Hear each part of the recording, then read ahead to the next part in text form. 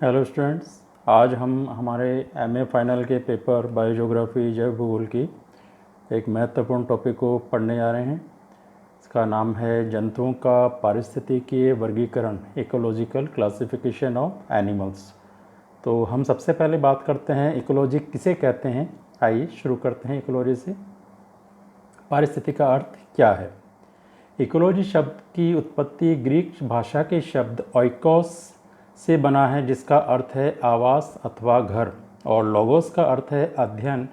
इस प्रकार इकोलॉजी का शाब्दिक अर्थ है किसी आवास क्षेत्र का अध्ययन, और इस प्रकार जंतुओं का पारिस्थितिकी अध्ययन उनके आवास क्षेत्रों का अध्ययन है जिसमें वे निवास करते हैं।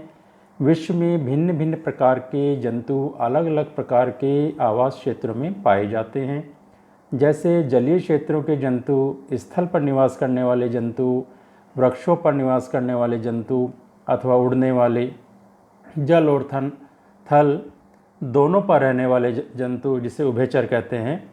तो इस प्रकार ये जंतु अलग अलग आवास के आधार पर हम पढ़ सकते हैं।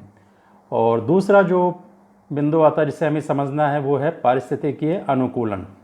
किसी भी जो स्थिति है जिसमें कोई जीव रह रहा है, किस प्रकार से उसने अपना अनुकूलन किया है उस दशाओं के साथ में।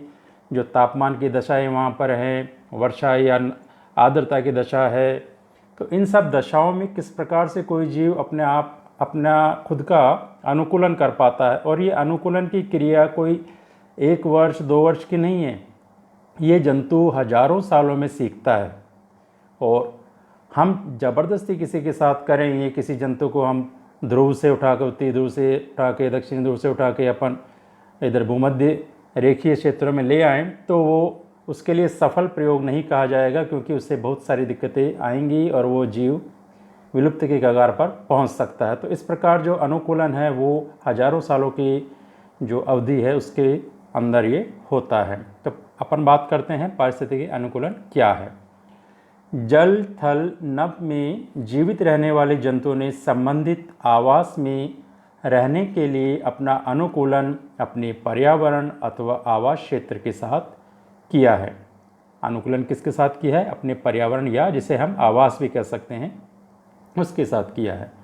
इन जंतुओं ने अपना पर्यावरण के साथ अनुकूलन हजारों वर्षों के लंबे समय में किया है, और अनुकूलन अथवा शारीरिक रचना व क्षमताओं में परिवर्तन के कारण ही सभी जीव जंतु अपने वर्तमान पर्यावरण अथवा आवास में रह सकते हैं।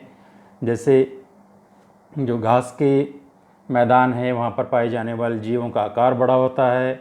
जो ध्रुवीय क्षेत्र है वहाँ पर अलग तरह की क्षमताएं होती हैं, जैसे ध्रुवीय भालू है वो सफ़ेद रंग के होते हैं, और उसमें जो क्षमताओं का विकास करा है और उसमें उनका जो भोजन का संचय है वो करते हैं। जब भी भोजन मिलता है वो अपने शरीर में संचय करते हैं, क्योंकि जब स्थितियाँ प्रतिकूल होती हैं तो उससे वो अपना गुजारा कर सके। तो अनुकूलन अथवा शारीरिक रचना व क्षमताओं में परिवर्तन के कारण ही सभी जीव जंतु अपने वर्तमान पर्यावरण अथवा आवास में रह सकते हैं। उपरोक्त कथन का सत्य इस बात से भी जांच सकते हैं कि कोई भी जंतु अपने मूल आवास अथवा पर्यावरण से भिन्न पर्यावरण में असहज महसूस करता है और विलुप्ति के कगार पर जा सकता है। तो इस तरह से हम परिस्थिति के अनुकूलन को समझ सकते हैं। पर सभी जंतुओं में मानव ही एकमात्र ऐसा जंतु है जो अपनी बौद्धिक शक्ति के कारण किसी भी पर्यावरण में कुछ समय या लंबे समय तक रह सकता है, क्योंकि उसने कई तकनीकी विकास और वैज्ञानिक आधार पर कर रखे हैं जिससे वो अपने लिए सुविधाएं जुटा पाता है, और जीव इस प्रकार की सुविधा नहीं जुटा सकते। तो इसलिए थोड़ा अंतर यहाँ पर मानव और जीवों से कर लेता है। अब पृथ्वी पर जो मौजूद जीव हैं उनको अलग अलग तरीके से वर्गीकृत किया जा सकता है। जो सबसे पहले इसका वर्गीकरण दिया था 1885 में शेल्टर द्वारा दिया था, और शेल्टर ने जो वर्गीकरण किया जंतुओं का वो 2 वर्गों में बांटा, एक सागरीय जंतु और एक महाद्वीपीय जंतु। और 1888 में वालिस एक विद्वान है, उन्होंने इसमें एक तीसरा और जोड़ दिया, वो था आइलैंड प्रकार या द्वीपीय प्रकार। द्वीप में रहने वाले जो जंतु हैं उनका विकास अलग तरह से होता है, क्योंकि स्थल भाग जो जुड़े होते हैं आपस में, जो बड़ा स्थल भाग होता है, महाद्वीपीय भाग होता है, वहाँ पर विकास अलग तरह से पाया जाता है। जैसे ऑस्ट्रेलिया में ही कंगारू पाया जाता है और किसी द्वीप पर नहीं है, क्योंकि वहाँ से दूसरी जगह जाने का उसे कोई सुविधा या स्थल मार्ग नहीं प्राप्त था। और तीसरा जो आधार है वो है पर्यावरण के आधार पर जंतुओं का वर्गीकरण, जो सबसे अधिक माना भी जाता है। तो उसमें सबसे पहले आता है जलीय जंतु, जिसे हाइड्रोकोल्स भी कह सकते हैं, एक्वेटिक एनिमल्स भी कह सकते हैं। और दूसरा है स्थलीय जंतु, टेरेस्ट्रियल एनिमल्स जिसे कहते हैं। और तीसरा है नभचर जंतु, जो पेड़ों पर रहते हैं या आकाश में खुले घूमते हैं, जिसे आर्बोरियल भी कहा जा सकता है। और एवियन भी कहते हैं, जो आकाश में घूमते हैं वो एवियन, और जो पेड़ों पर रहते हैं अधिकांश समय वो आर्बोरियल कहे जाते हैं। और चौथा है इसमें उभयचर या एम्फीबियन, जिसे मीजोकोल्स भी कहा जा सकता है। और इनके सब के बारे में हम एक एक करके आज बात करने वाले हैं। पर्यावरण जलीय जंतु पहला, दूसरा स्थलीय जंतु, और तीसरा नभचर, चौथा उभयचर। पर्यावरण के आधार पर जंतुओं का सामान्य जो वर्गीकरण है वो ये है। तो सबसे पहले हम बात करते हैं जलीय जंतुओं की। तो जलीय जंतुओं की अगर बात करते हैं तो हम इसमें अपन एक चीज़ यहाँ बता सकते हैं कि जो जलीय जीव है, सबसे पहले जीव की उत्पत्ति कहाँ हुई, वो सागरों में हुई या जलीय क्षेत्रों में हुई। और ये काल था करीब आपका कैम्ब्रियन युग के समय ये जल में रहने वाले जीवों का विकास शुरू हुआ और मछलियाँ भी तभी विकसित हुई। उसके बाद धीरे धीरे इनका आकार भी बढ़ता गया और प्रकार भी बढ़ता गया। तो जलीय जीव की विशेषताओं के बारे में जंतु कौन कौन से हैं? कुछ जीव जो जल में ही विकसित हुए हैं, एक प्रकार के जंतु ये हैं। और कुछ जीव जो स्थल पर विकसित हुए हैं लेकिन बाद में जल में रहने लगे या ज़्यादा समय जल में रहते हैं। और कुछ जो हैं गहरे पानी में पाए जाने वाले जंतु, जो गहराइयों में ही पाए जाते हैं। तो इस प्रकार तीन तरह से इस उपवर्ग हम बना सकते हैं कि जलीय जंतु कौन कौन से क्षेत्रों में रहते हैं और कहाँ कहाँ उनका विकास हुआ है। तो पर्यावरण के आधार पर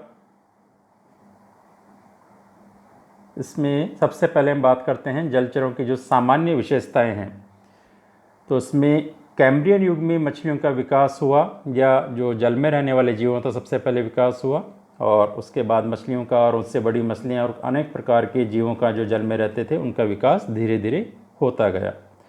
और इन्हें जो आवश्यकता है वो है आर्द्र वातावरण की आवश्यकता, क्योंकि ये पानी में ही रह सकते हैं।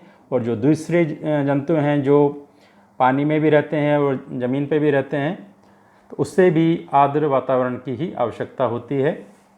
और इसी तरह से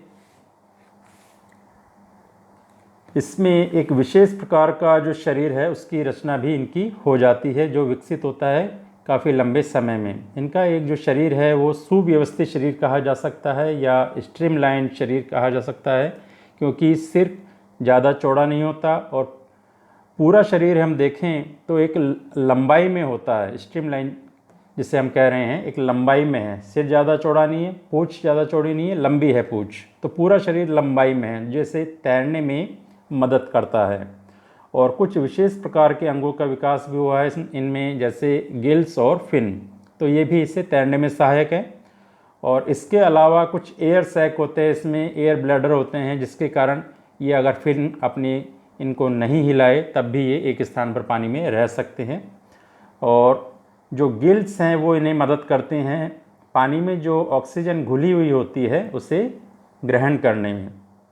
इसके अलावा सुरक्षा की दृष्टि से विशेष शारीरिक गुणों का विकास, जैसे छद्मावरण या पृष्ठभूमि की नकल, करंट का झटका देने वाले अंग, इस तरह के अंगों का विकास भी कुछ जीवों में इनमें देखा जाता है। जैसे ऑक्टोपस है, वो छद्मावरण में महारत हासिल किए हुए होता है। ऑक्टोपस जो अष्टपाद भी जिसे कहते हैं, 8 पैर होते हैं उसके। तो वो जिस भी जगह पे जाता है, जिस तरह का वो चट्टान है जो कीचड़ वाली जगह है, तो उस तरह का ही वो रंग रूप अपना बना लेता है। तो इसी तरह से एक और जीव है, जैसे ईल मछली है जो सांप की तरह लंबी होती है और उसे टच करने से कोई भी झटका खा सकता है, किसी को भी वो झटका दे सकती है, इतना तेज झटका उसे लगता है। तो इस प्रकार के उनकी विशेषताएं हैं जो अलग अलग है।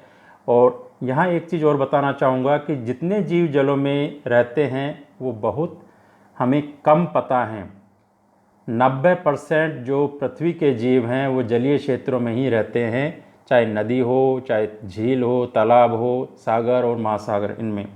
और जिन जीवों को हम जानते हैं वो 5% ही हैं, बाकी 95% या 95% जीवों को हम अभी जानते नहीं हैं। जो हम सीधे सबसे पहले अगर किसी जीव की बात करते हैं तो जो स्तनधारी जीव है उनकी बात करते हैं, क्योंकि वही हमें हमारे आसपास दिखाई देते हैं। और ये देखिए जो जलचर जीव हैं, कुछ इनके कुछ उदाहरण यहाँ पे दिए गए हैं। पहला है ऑक्टोपस, दूसरी ईल मछली है, तीसरा है यहाँ स्टारफिश, स्टार की तरह, तारे की तरह की ये है तारा मछली। और इसकी खास विशेषता ये है कि इसका कोई भी अंग कट जाता है तो वापस उसमें बन जाता है। कोई भी एक इसकी शाखा, इसके पैर कट जाएगा, हाथ कट जाएगा तो वो वापस डेवलप हो जाता है। और इसके बाद आते हैं हम स्थलीय जीवों पर। स्थलीय जीवों में जैसे हम देखते हैं हमारे आसपास जो स्तनधारी जीव हैं, इसमें इनको 5 वर्गों में हमने रखा है। स्तनधारी जीव हैं और जो स्थलीय जीव हैं इनकी भी बात करें अपन तो इनका विकास हुआ है ट्राइसिक युग से, जुरासिक से पहले का युग है, उसमें इनका विकास हुआ है स्तनधारी जीवों का। और इनकी क्षमताओं की बात करें हम तो स्तनधारी जीवों में अपने नवजात को दूध पिलाने के लिए स्तन पाए जाते हैं, मेमरी ग्लैंड जिसे कहते हैं। और इनकी एक विशेष आकृति होती है और शरीर के हर अंग का एक विशेष काम होता है। स्थलचर जंतुओं में दौड़ने के लिए अत्यधिक शक्ति होती है, इनके पैर बहुत ज़्यादा मजबूत होते हैं ताकि ज़मीन पर आसानी से इधर उधर अपना मूवमेंट कर सकें। तो शेर, चीता आदि जिसे हम जानते हैं, और भी हिरन, भैंसे, जंगली भैंसे, ये सब इसमें आते हैं, हाथी से लेकर जेब्रा और जिराफ तक, ये बड़े बड़े जीव सारे इसमें आ सकते हैं, छोटे भी होते हैं, बड़े भी होते हैं। और दूसरा जो इसमें वर्ग है वो है रेंगने वाले जीव।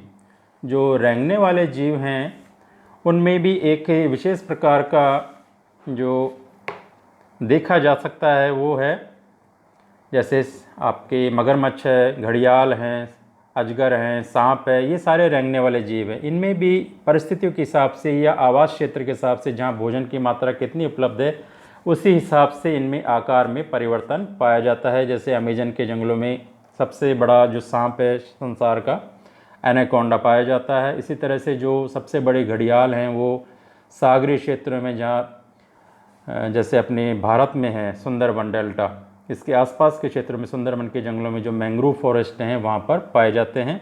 तो इस प्रकार ये जीवों की हम यहाँ पर समझने का प्रयास कर रहे हैं। और इसी तरह से तीसरा इसमें है पक्षी।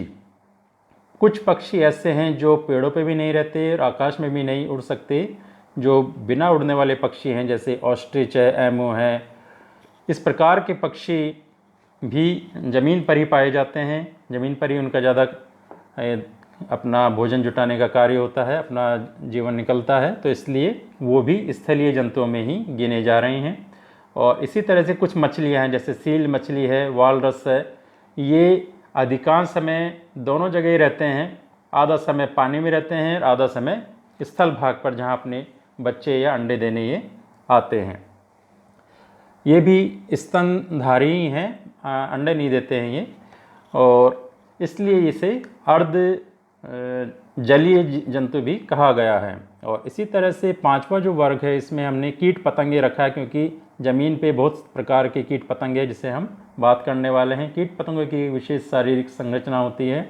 इसमें सिर होता है, थोरैक्स होता है और पेट का भाग होता है, 3 ही होते हैं। और इसमें अलग अलग इनके पैर होते हैं, इनकी संख्या के आधार पर, जैसे मकड़ियाँ हैं उसमें ज़्यादा पैर होते हैं, 6 पैर, और जो चींटियाँ हैं उसमें 4 पैर होंगे। तो इस प्रकार से पैरों के आधार पर इनमें अलग अलग भाग या वर्ग बनाए जा सकते हैं ऊपर, और हम एक एक करते इन्हें समझते हैं। स्तनधारी जीव, ये शरीर पर, इनके जो शरीर है उसके ऊपर घने बाल पाए जाते हैं जो इन्हें गर्म रखते हैं सर्दियों में और गर्मियों में ठंडा रखते हैं। इसके अलावा जो जैसे शेर की जो खाल है इसके ऊपर एक अलग प्रकार का प्रारूप है, ये पैटर्न है, जिसके कारण ये छिप सकते हैं घने जंगलों में या बड़ी बड़ी घासों में, जिससे आसानी से ये शिकार कर सकते हैं और दूसरे जीवों से भी बच सकते हैं जो इन्हें शिकार करना चाहते हैं। और इसी तरह से ये जंतु अपनी मुंह, दांत और पंजों से अपना शिकार अथवा भोजन को पकड़ते हैं और अपनी रक्षा के लिए भी काम में लेते हैं। इनके पंजे भी बड़े ताकतवर होते हैं, उनका मुंह भी ताकतवर होता है, उसकी जो मांसपेशियां हैं ज़्यादा मजबूत होती हैं और दांत भी ज़्यादा नुकीले और बड़े होते हैं। एक स्थान से दूसरे स्थान पर भागकर, छलांग लगाकर और तैरकर जा सकते हैं। तो इन्हें छलांग लगाना भी आता है, एक स्थान से भाग भी सकते हैं, दूसरे स्थान पर जा सकते हैं, और तैरना भी इन अधिकांश जीवों को आता है। जो स्तनधारी जीव हैं सारे के सारे तैर सकते हैं। ये अपनी श्रवण शक्ति, दृष्टि और सूंघने की शक्ति को भोजन, शिकार और अपने आप को बचाने के लिए काम में लेते हैं। इनकी जो श्रवण शक्ति है, सुनने की, तो दूर से कई किलोमीटर दूर से भी आवाज़ आपस में ये सुन सकते हैं, दूसरे जीवों की भी सुन सकते हैं। और इनकी जो सूंघने की शक्ति है, उससे वो दूसरे जीवों का भी पता लगाते हैं, अपने भोजन को भी सूंघते हैं। तो इस प्रकार वो इनकी मदद करती है। अब स्थलीय जीवों में रेंगने वाले जंतु हैं। इनके शरीर पे बात करें तो इनकी बनावट एक अलग प्रकार की है। इनके शरीर पर शल्क पाए जाते हैं, शैल जिसे बोलते हैं। जैसे सांप के है स्केल्स होते हैं, उसके ऊपर भी, मगरमच्छ है उसके ऊपर भी ऊंचे ऊंचे जो शल्क होते हैं, काफ़ी मजबूत होते हैं वो। और इनके जो पंजे हैं वो मजबूत पाए जाते हैं। अधिकांश में पंजे पाए जाते हैं, कुछ में पंजे नहीं भी पाए जाते, और कुछ में विषदंत भी पाए जाते हैं, जैसे सांप, जिसे जहर आदि अपना दूसरे जीव में डालते हैं और वो मर जाता है। और अपने भोजन की तलाश और शिकारियों से बचने के लिए एक स्थान से दूसरे स्थान पर ये भटकते हैं या मूवमेंट करते हैं। तो ये स्थलीय जंतु में रेंगने वाले जंतुओं की विशेषताएं। और अपने मुंह से शिकार को मारने और चीरने फाड़ने का भी कार्य करते हैं। जैसे मगरमच्छ करता है, तो वो उनको चीरने का, फाड़ने का काम अपने मुंह से करते हैं, जो अत्यधिक मजबूत मांसपेशियों से बना होता है। और ये अपनी श्रवण शक्ति, दृष्टि और सूंघने की शक्ति को भोजन, शिकार और अपने आप को बचने के लिए भी काम में लेते हैं। इसी तरह से स्थलीय जंतुओं में आते हैं रेंगने वाले जंतु, जो हमने बात करी। मगरमच्छ आ गए, इसमें जो ये आपके कछुए भी हैं और सांप भी हैं, तीनों ये जंतु। और भी कई प्रकार के जंतु हैं, हमने मुख्य जो हम सामान्य रूप से जानते हैं उनका भी यहाँ पर दिखाया है। इसके बाद आते हैं स्थल पर रहने वाले पक्षी। यहाँ आप देख पा रहे हैं पेंगुइन, जो पक्षी में आता है लेकिन ज़्यादा समय पानी में रहता है, ठंडे स्थानों पर ही पाया जाता है। और एक कौसावरी जो पहला पक्षी है इसमें दिखाई दे रहा है। एक तीसरा है जो ऑस्ट्रिच है, और चौथा जो कीवी है, जो न्यूजीलैंड में पाया जाता है। ऑस्ट्रिच आपके अफ्रीकी भाग में, मध्य अफ्रीकी भाग में पाए जाते हैं। तो इस तरह से ये सारे के सारे पक्षी फ्लाइटलेस हैं या उड़ नहीं पाते, तो इस कारण से ये ज़मीन पर ही इन्हें रहना पड़ता है, इसलिए स्थल जंतुओं में इन्हें हमने रखा है। इसी तरह से कुछ मछलियां हैं, यहाँ देख रहे हैं, जो जल में और पानी दोनों जगह रह सकती हैं। और जल में अंडे न देने के कारण या बच्चे न देने के कारण इन्हें अर्धजलीय जीवों में गिना जाता है। जैसे सील मछली है पहली, और दूसरा है वालरस, जो आकार में बहुत बड़ा होता है। दोनों में एक विशेष शारीरिक इनकी रचना है, जो जब जल में होते हैं तो बहुत तीव्र गति से ये तैर पाते हैं। इनकी स्ट्रीमलाइन बॉडी देख सकते हैं, सिर छोटा है, पूंछ लंबी है, और पूरा शरीर लंबाई में है, चौड़ाई कम है। और इनके अंदर जो शरीर में एक खास बात है, इनमें चर्बी की मोटी परत पाई जाती है, जो इन्हें ठंडे स्थानों पर भी गर्म रखती है और अपना जीवन को बचाने में ये सफल होते हैं। इसी तरह से कुछ कीट पतंगे, यहाँ बहुत सारे कीट पतंगे दिखाए गए हैं। इनमें से अधिकांश को हमने देखा भी होगा अपने आसपास। ये सारे कीट पतंगे भी ज़मीन पर ही रहते हैं, चाहे वो पेड़ में रहें, चाहे जल के आसपास के क्षेत्रों में रहें, या किसी दूसरे जीव के ऊपर रहें। तो इस तरह से ये कीट पतंगे भी स्थलीय जंतुओं में हम ले रहे हैं यहाँ पर। और इसके बाद हम आते हैं एवियन, जो आकाश में विचरते हैं या जो पेड़ों पे रहते हैं, ऐसे जंतुओं के बारे में बात करते हैं। ऐसे जंतु जो आकाश में विचरते हों या वृक्षों पर अधिकांश समय रहते हों, इनकी बात करते हैं। तो इनको भी हमने दो वर्गों में रखा है। एक तो सक्रिय या वास्तविक उड़ान, जो वास्तव में पंख फैलाकर अपने उड़ते हैं, जो अधिकांश पक्षी करते हैं। और दूसरा है लघु उड़ान या हवा में तैरना, जो ग्लाइड कहा जा सकता है। जैसे पतंग हवा में तैरती है, धीरे धीरे नीचे आती है, उसी प्रकार ये जब एक वृक्ष पे होते हैं तो छलांग लगाते हैं दूसरे वृक्ष के लिए, और तैरते हुए उस पर पहुंच जाते हैं दूसरे अपनी वीडियो के जो आखिर में हमने इसका एक छोटा सा वीडियो भी रखा है, जिससे आप समझ पाएंगे किस प्रकार से ये ग्लाइड करते हैं, हवा में कैसे तैरते हैं, छलांग कैसे लगाते हैं। अब इनकी जो विशेषताएं हैं नभचर जंतु की, उनकी बात करें तो उड़ने के लिए इनमें पंखों का विकास हुआ है। और इसमें जो समय की बात करें, कौन से समय में इनका विकास हुआ है, तो ये जो डायनासोर का युग है उसके बाद ही इनका विकास शुरू हो गया था। डायनासोर में भी और पक्षियों में एक कड़ी मानी जाती है जीव, जिसका नाम है आर्केप्टेरिक्स। यह जीव पक्षियों और जो रेंगने वाले जंतु हैं उस दोनों के बीच में कड़ी है, जिनसे पक्षियों का विकास हुआ है। इनका शरीर हल्का और खोखला होता है ताकि ये आसानी से उड़ सकें, और पसलियाँ वक्राकार होती हैं, इसमें घूमी हुई होती हैं गोलाई में, और पंजे के बल चलते हैं। ये अधिकांश ये पंजे के बल ही चलते हैं। और कुछ जंतुओं ने छलांग लगाना और हवा में तैरना भी सीख लिया है इनमें। कुछ जंतु जो पेड़ों पर रहते हैं, एक पेड़ से दूसरे पेड़ पर जाने के लिए छलांग लगाना या ग्लाइड करना या तैरना सीख जाते हैं। और ये सारी क्रिया जिससे हम बात कर रहे हैं, जिसकी ये 1 साल 2 साल की बात नहीं है, लंबी अवधि में जाकर ये इस प्रकार के बदलाव शरीर में या जंतुओं में देखे जाते हैं, जो वो अपने आप विकसित करते हैं। कई पीढ़ियों में, हजारों सालों में ये क्रिया होती है।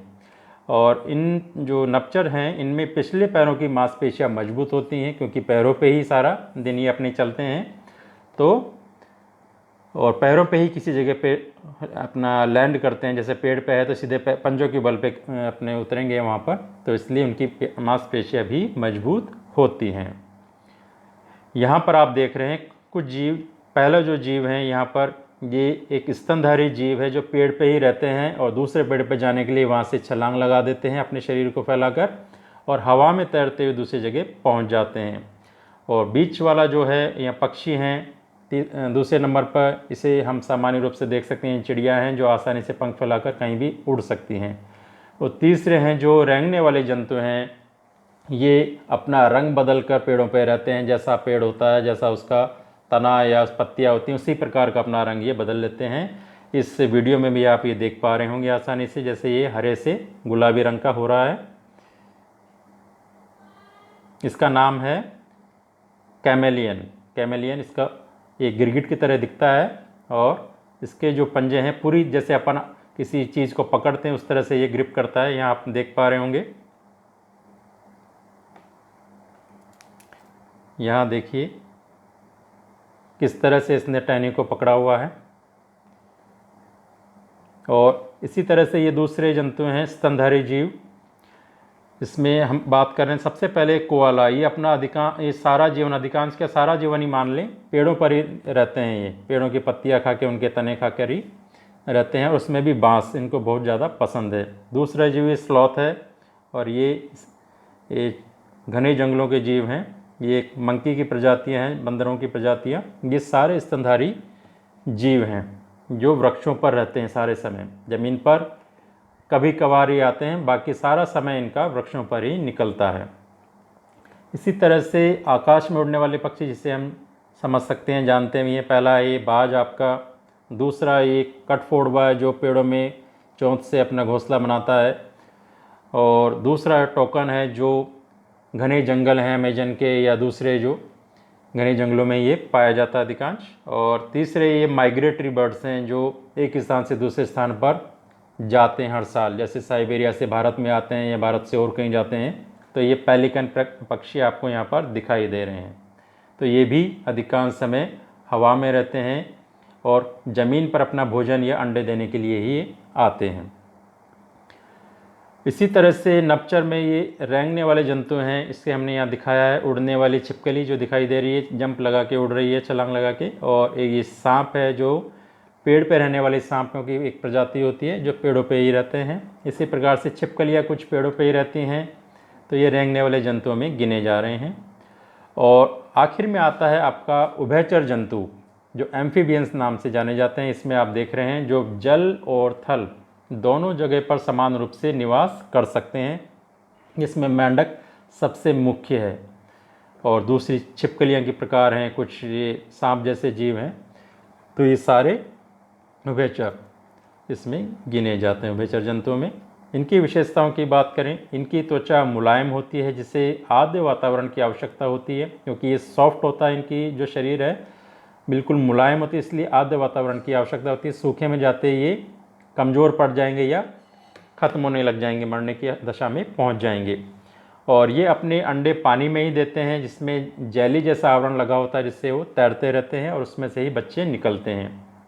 और यहाँ पर हम मेंढक की बात करें तो इसमें जब बच्चे छोटे होते हैं, अंडे से निकलते हैं, तो वो सांस लेते हैं अपने गिल्स से, और जब वो बड़े हो जाते हैं, मेंढक बन जाते हैं, तो वो अपने लंग्स से सांस लेते हैं। और बाद में मेंढक जब जल में होता है तो अपनी त्वचा से भी सांस लेता है।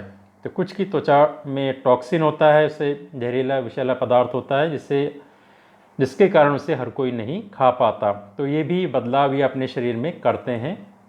और कुछ बहुत ज़्यादा जो चटक रंग के होते हैं वो खास प्रकार के विषैले जीव होते हैं, क्योंकि वो ज़्यादा जो चटक रंग होता है इसमें हर कोई आकर्षित होता है, लेकिन उन्हें दूसरे जीव को ये पता नहीं होता कि इसमें विषैलापन है या इसे खाया नहीं जा सकता।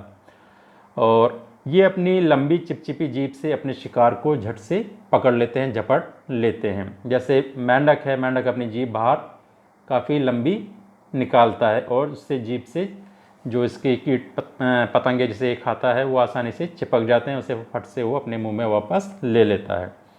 अपने भोजन और शिकारियों से बचने के लिए अपने सूंघने और सुनने की शक्ति का भी ये इस्तेमाल करते हैं। तो ये उभयचर जंतुओं की कुछ विशेषताएं हैं। अभी एक छोटा सा वीडियो इसे आप देखें। इस वीडियो में दिखाया जा रहा है कि पेड़ों पर रहने वाले जंतु किस प्रकार से ग्लाइड करते हैं या हवा में तैरते हैं और छलांग लगाते हैं।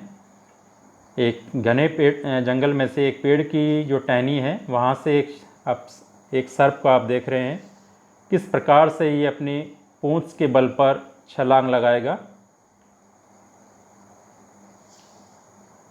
और हवा में तैरता हुआ दूसरे वृक्ष पर पहुंच सकता है। ये देख सकते हैं आप यहाँ पर किस प्रकार इसने ये छलांग लगाई है।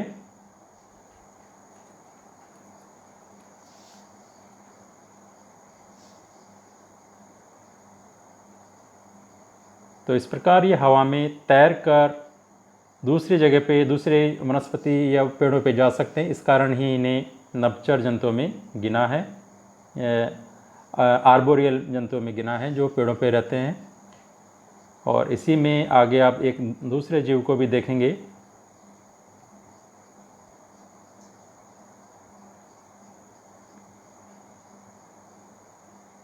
ये देखिए आप किस प्रकार से ये लहराकर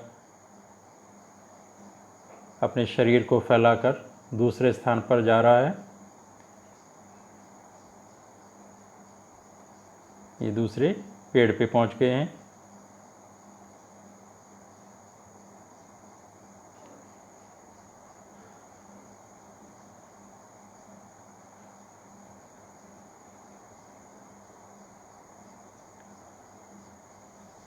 यहाँ पर जो आपको पेड़ पे छिपकली दिखाई दे रही है वो भी हवा में छलांग लगाने वाली या ग्लाइड करने वाली प्रजाति है। उसे आप देखें ध्यान से, किस प्रकार इनके शरीर में जो बदलाव है इन्होंने किया होगा, और ये कोई हजारों सालों में जाके इनमें बदलाव ये आया होगा जब इन्होंने जो दूसरे जीव हैं ज़मीन पर, इनको खाने के वाले जो ज़्यादा हो जाते हैं तो इस प्रकार के बदलाव करते हैं ताकि इन्हें ज़मीन पर जाना नहीं पड़े, पेड़ों पर ये निवास करते रहें।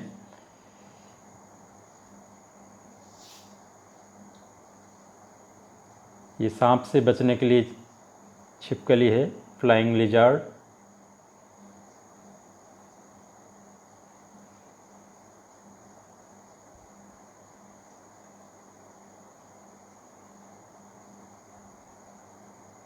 ये देख सकते हैं किस प्रकार ये आसानी से सांप से बचकर दूसरे पेड़ पर उतर गई है।